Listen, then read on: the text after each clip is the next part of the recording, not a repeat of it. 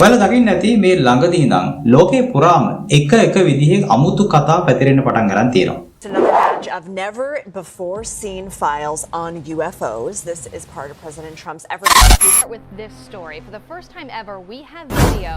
Breaking today, the Department of War publishing a second round. හැබැයි හිතන්නකෝ අදින් දවස් 2-3කට කලින් ඇමරිකාවේ වොෂින්ටන් නුවර තියෙන ලෝකේ හොල්ලන සෙනට් සභාව ඇතුලේ කිසිම කෙනෙකුට ඇතුල් වෙන්න බැරි රහස් කාමරයක අద్භූත සාකච්ඡාවක් සිදු වුණා.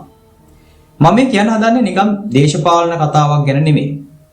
ඇමරිකාවේ ආරක්ෂක අංශ, ඒ කියන්නේ අර පෙන්ටගනය විසින් අවුරුදු ගණනාවක් තිස්සේ මුළු මහත් මානව සංහතියෙම වසන් කරන හිටපු පිටසක්වල ජීවීන් සහ හඳුනා නොගත් පියාසර වස්තුන් පිළිබඳ අතිශය රහසිගත ලිපිගුණ වගේක් මේ වෙලාවේ එළියට ඇවිල්ලා තියෙනවා. අන්න ඒ වෙලාවේ ඒ කාමරයේ ඇතුලේ හිටපු ඇමරිකාවේ ඉහළම දේශපාලඥයෝ පවා පුදුමයෙන් ගල් ගහලා තියෙනවා පෙන්ටගනයේ නිලධාරීන් ඉදිරිපත් කරපු සාක්ෂි දැකලා. අපිට හිතෙන්නේ අපි මෙච්චර දවස් යන්තමට වගේ ආරංචි වුණු හැබැයි කවදාවත් S2 දැක ගන්න ලැබුණේ නැති මේ මහා රහස දැන් ලෝකයේ ඉස්සරහට එන්න සේරම ලෑස්තිලා තියෙනවා. අපි ලෝක ඉතිහාසය හොයාගෙන යද්දී පිටසක්වල ජීවීන් ගැන එක ජනප්‍රවාද හම්බුණත් මේ වගේ ලෝක බලවතුන් නිල වශයෙන්ම මේ ගැන බය වෙලා කතා කරන්න ගත්තු පළවෙනි අවස්ථාව තමයි මේක. මේ කතාව ඇහුවට පස්සේ ඔයාලට හිතෙනවා ඇති මේක නිකන් හොලිවුඩ් ෆිල්ම් එක කතාවක් වගේ කියලා. නෑ. අද අපි හරස්කඩේ හොයාගෙන යන්නේ පෙන්ටගනයේ ඒ රහස් සේප්පුව ඇතුලේ ලෝකයෙන් හංගලා තිබුණු. මේ දවස්වල මුළු ලෝකෙම උඩු යටිකුරු කරන ඒ බියකරු පිටසක්වල ලිපිගොනු වල ඇත්තම කතාව මොකක්ද කියලා. එවන වීඩියෝ එකත් එක දිගටම රැඳිලා ඉන්න. අපි කතා කරමු මේ සියලු කාරණා එකින් එක. ඇත්තට මොකද්ද මේ සෙනට් සභාවේ සිද්ධ වුණා කියන අභිරහස? අපිට හිතන්න පුළුවන් දෙයක් තමයි මේක එකපාරටම සිද්ධ වුණ දෙයක් නෙමෙයි කියලා. පසුගිය සති කිහිපය පුරාම ඇමරිකාවේ ආරක්ෂක බුද්ධ්‍යංශය ඇතුලේ ලොකු නොසන්තුෂ්ටතාවයක් ඇති වෙලා තිබ්බා. මේකට ප්‍රධානම හේතුව තමයි පෙන්ටගනය ඇතුලේ ක්‍රියාත්මක වුණු රහසිගත UFO පරීක්ෂණ කණ්ඩායම් වල හිටපු ඉහළම නිලධාරීන් කීප දෙනෙක් තමන්ගේ රජයට හොරෙන් සමහර මේ සම්බන්ධ අතිශය සංවේදී තොරතුරු සෙනට් සභාවේ ආරක්ෂක කමිටුවේ ප්‍රධානීන්ට පාවා දුන්න එක.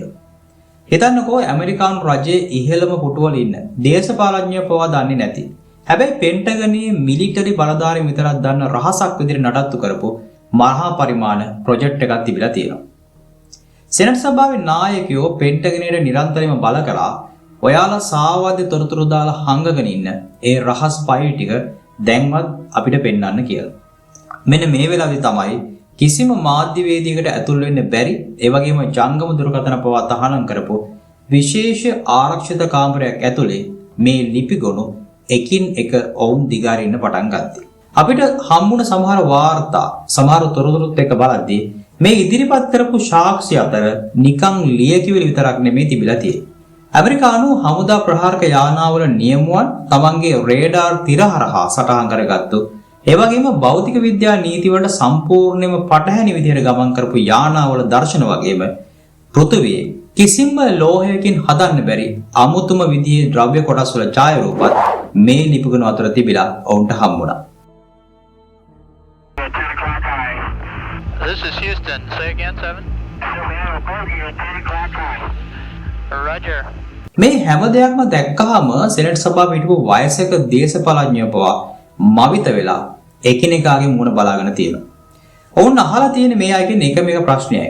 ඒ තමයි මේ තරම් මහා පරිමාණ දෙයක් මුළු ලෝකෙටම තර්ජනයක් විය හැකි දෙයක් ඔයාලා මෙච්චර කල් අපෙන් හංගලා තිබ්බේයි කියලා. මේ කතාවේ තියෙන බියකරු පැත්ත තමයි පෙන්ටගනය මේ දේවල් හංගන්න පාවිච්චි කරපු උපක්‍රම. අපි පහුගිය කාල සීමාව දිහා බලද්දී දේශපාලන බලය ගැන අපි හොයලා බලද්දී ඇමරිකාව කියන්නේ හැමතිස්සෙම තාක්ෂණික බලය තමන්ගේ අතේ තියාගෙන දඟලන රටක්. ඉතින් මීට අවුරුදු ගණනාවකට කලින් ඒ කියන්නේ 1947 අර ප්‍රසිද්ධ රොස්වෙල් සිදුවීමේ ඉඳන් අහසින් කඩාවැටුණු හැම අමුතු යානාවක්ම පෙන්ටගනය තමන්ගේ බාරයට ගත්තා. අරගෙන කිව්ව දේ තමයි නොවැළැක්විය හැකි කාලගුණ බැලුනේ. එහෙම නැත්නම් හමුදා පුහුණුවීම් කියලා. මෙන්න මේ මතය තමයි සාමාන්‍ය මිනිස්සුන්ගේ ඔළුවට වැපුරුවේ. හැබැයි මේ අලුත් සෙනට් සභා වාර්තා වලින් හෙළි වෙනවා පෙන්ටගනය ඇතුලේ වෙනම ලෙගසි ප්‍රෝග්‍රෑම් කියලා රහස් අංශයක් ක්‍රියාත්මක වෙලා තියෙනවා. මේ අංශයට තිබුණු එකම වැඩේ තමයි කඩා වැටෙන පිටසක්වල යානාවල කොටස් අරගෙන ඒවා ගලවලා ඒ වගේ තාක්ෂණය කොපි කරන්න උත්සාහ කරන එක. ඉතින් මේකට ඕන නමකුත් දාලා තිබ්බා.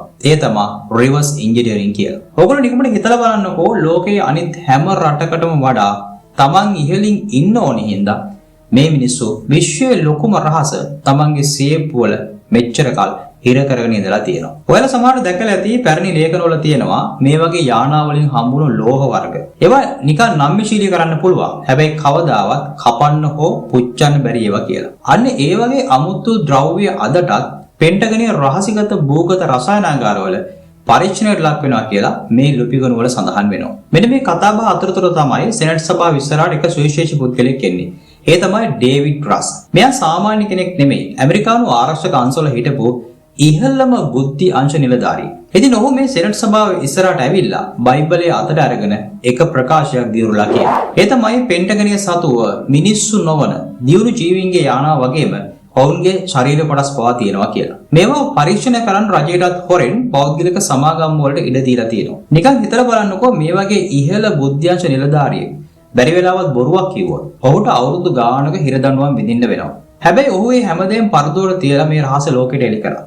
ඔහු තවදුරටත් කියන දෙයක් තමයි පෙන්ටගනේ ඇතුලේ ක්‍රියාත්මක වෙන මේ මුළු වැඩපිළිවෙලම පාලනය කරන්නේ මැජෙස්ටික් 12. එහෙම නැත්නම් MJ12 කියලා කියන රහස් කල්ලියක් මගින් කියලා. මේ කල්ලිය ඇතුලේ ඉන්නේ ලෝකයේ ඉහළම මිලිටරි ප්‍රධානීන් සහ විද්‍යාඥයන් 12 දෙනෙක් විතරයි.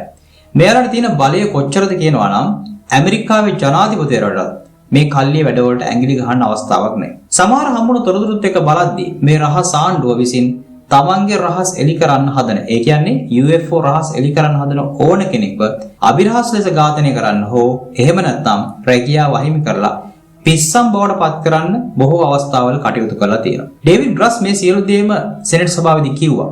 ඒ වගේම මේ රහස් එලි කරන්න ගිය හින්දා තමන්ගේ ජීවිතේට පවා ලොකු තර්ජනයක් කෙරුණා කියලා ඔහු මේ සෙනෙට් සභාව ඉදිරියේ තීව්‍ර ප්‍රකාශ කළා. ඒ වගේම මේ සෙනෙට් සභාව ලිපිගොල්ල තිබුණු තවත් එක් කාරණයක් වැදගත් රහසක් තියෙනවා.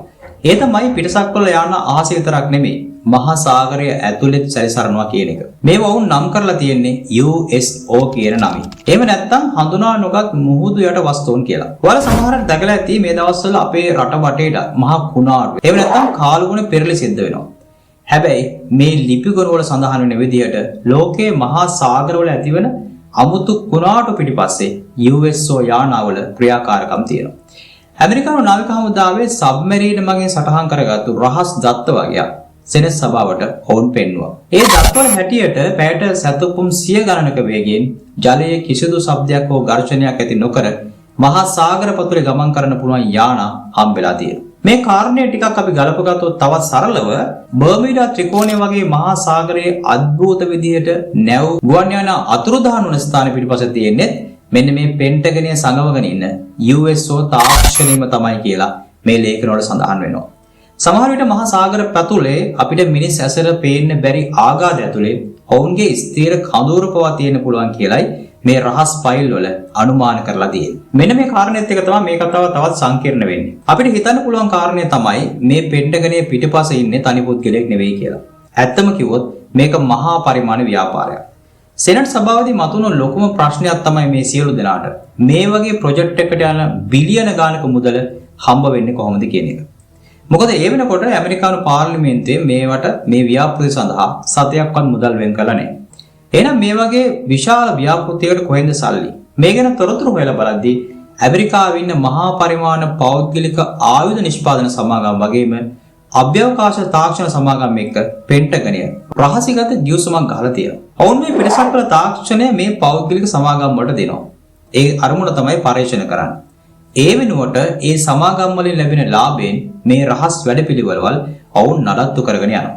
ඒ කියන්නේ මුළු ලෝකයක් පාලනය කරන්න පුළුවන් බලගතු තාක්ෂණයක් මිනිස්සුන්ගේ බදු මුදල් වලින් හොරෙන් පෞද්ගලික සමාගම් කීපයක ලාජ්ජු ඇතුලේ හැංගිලා තියෙනවා. ඔයාලා සමහරවිට දැකලා ඇති පැරණි ලේඛනවල තියෙනවා අද අපි පාවිච්චි කරන ෆයිබර් ඔප්ටික්ස්, මයික්‍රොචිප්ස් වගේම සමහර රේඩාර් වලට අහු වෙන්නේ නැති ස්ටෙල්ත් තාක්ෂණයන් පවා බිහි වුණේ මීට අවුරුදු ගණනාවකට කලින් කඩා වැටුණු පිටසක්වල යානාවලින් ලබාගත්තු අදහස් වලින් කියලා යම් සැකයක් තියෙනවා. මේ තිබුණු සැකය අද වෙනකොට මේ ලිපිගොනු ඇතුලේ හැම සත්‍යයක් බවටම ඔප්පු වෙලා මේ පිළිබඳව මේ ලිපිගොනු වල සටහන් කරලා තියෙනවා. ඒ කියන්නේ අපි සැකයක් විතර තියාගෙන හිටපු දේ තවදුරටත් සැකයක් නෙමෙයි. ඉතින් මේ කතාව ඇතුලේ මේ හදිසියෙන් ආපු කතාව ඇතුලේ අපිට තේරුම් ගන්න පුළුවන් දේ තමයි අපි මේ විශ්වය ඇතුලේ තනි වෙලා නැහැ කියන එක විතරක් නෙමෙයි. අපිට වඩා දහස් ගුණයකින් දියුණු ජීවීන් කොටසක් අපේ පෘථිවිය දිහා බලාගෙන ඉන්නවා කියන එක. මේ සියලු දේ මේ පෙන්ටගනේ රහස් වාර්තාවල තියෙනවා. ඒ වගේම මේ යානා වැඩිපුරම කැරකෙන්නේ ඇමරිකාව වගේ ලෝකයේ තියෙන න්‍යෂ්ටික බලාගාර සහ යුද කඳවුරු අවට. ඔවුන් අපේ න්‍යෂ්ටික තාක්ෂණය ගැන, ඒ වගේම අපේ විනාශකාරී ආයුධ ගැන අවධානයෙන් ඉන්නවා වෙන්න බැරිකමකුත් නැහැ. සමහර විට මේ වගේ භයානක ආයුධ හින්දා අපේ ජීවිත අපේ රටවල් විනාශ වෙන්න පුළුවන් කියන එක ඔවුන් අපට අනතුරු ඇඟීමක් කරන්න උත්සාහ කරනවා වෙන්නත් පුළුවන්. හැබැයි ලෝක බලවතුන් කරන්නේ මේ හැම අනතුරු ඇඟවීමක්ම තමන්ගේ බලය රැක ගන්න, තමන්ගේ ආයුධ තර කර ගන්න පාවිච්චි කරන විතරයි.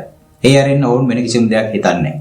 ඉතින් මේ සෙනට් සභාවේ මේ දවස්වල සිද්ධ වෙන මේ අලුත් කැළඹීමත් එක්ක ඉදිරි දින කිහිපය ඇතුළත තවත් ලිපිගුරු විශාල කොටසක් මහ ජනතාවට විවෘත කරන්න සිද්ධ වෙයි කියලයි ප්‍රවීණ දේශපාලන විචාරකයෝ මේ ගැන කියන්නේ. ඉතින් එහෙම වුණොත් එහෙම අපේ පාසල් පොත්වල ඉතිහාසය සහ විද්‍යාව සම්පූර්ණයෙන්ම මේ තියෙන තොරතුරු අනිවාර්යෙන් වෙනස් කරන්න සිද්ධ වෙයි. ඉතින් අපි අද මේ හරස්කඩින් කතා කරපු පෙන්ටගනේ සහ සෙනට් සභාවේ රහස් කතාව නිකම්ම අහක දාන්න පුළුවන් එකක් නෙමෙයි. මේ කතාව ගැන ඔයගොල්ලෝ මොකද හිතෙන්නේ? ඇත්තටම පෙන්ටගනේ මේ සංගවාගෙන ඉන්න පිටසක්වල ලිපිගුණ සම්පූර්ණයෙන්ම ලෝකයට හෙළිදරව් කරන්න ඕනේද? නැත්නම් ඒව රහසක් විදිහටම තියෙන එක මුළු මහත් මිනිස් සංහතියටම ආරක්ෂාවට හොඳයිද? ඔයාලට මේ ගැන මොනවා හරි අදහසක් තියෙන්න පුළුවන්. ඒ වගේම මේ ගැන ඉදිරි දින තොරතුරු අපි අලුත් වීඩියෝ වලින් ඉස්සරහට ගේන්න ඔයාලත් එක්ක බලාපොරොත්තු වෙනවා. ඒ හින්දා අපේ channel එක subscribe කරලා තියාගන්න. අද වීඩියෝ එක හොඳයි නම් අපිට like එකක් දීලා තව කෙනෙකුට බලන්න share කරන්න අමතක කරන්නත් එපා. ඔයාගේ වටිනා අදහස මේ අදහස් සම්බන්ධයෙන් ඕගොල්ලෝගේ comment එකක් විදිහට එකතු කරන්නත් අමතක කරන්න එපා කියලා මතක් කරන ගමන් අපි අලුත් වීඩියෝ එකකින් ආය හම්බෙමු. හැම දිනකටම සුබ දවසක්.